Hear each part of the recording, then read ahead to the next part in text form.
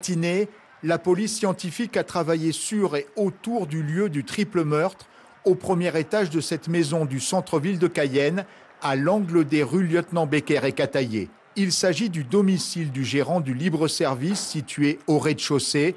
Les faits se sont produits peu après 3 heures du matin. C'est le bruit qui m'a réveillée.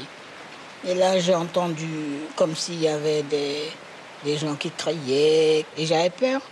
Puis un moment après, j'ai entendu la police. Selon le parquet, c'est l'une des victimes qui a donné l'alerte en appelant une amie avant d'être prise à partie par le ou les agresseurs. Sur place, policiers et secours découvrent 3 personnes portant des traces de coups multiples à l'arme blanche, notamment dans le cou. Des soins sont prodigués sur place en vain. Les victimes sont Patrick Owensai, 57 ans, gérant du libre-service, Jennifer, sa fille, 19 ans, André, 62 ans, la grande sœur de Patrick, infirmière de l'hôpital à la retraite. Cette famille vit depuis plus de 50 ans dans le quartier.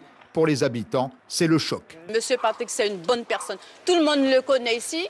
Je ne pense pas qu'il avait des gens qui voulaient lui faire du mal. Tout le monde était très gentil avec lui, les gens l'aimaient aussi.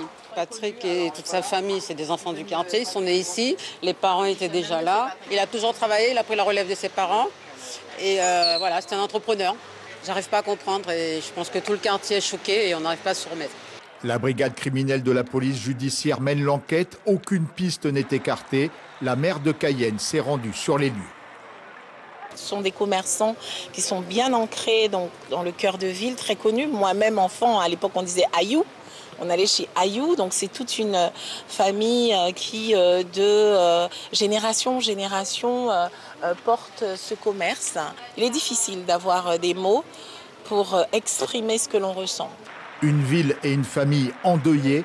Les victimes étaient des proches d'Audrey Owensai, Miss Guyane et première dauphine à Miss France.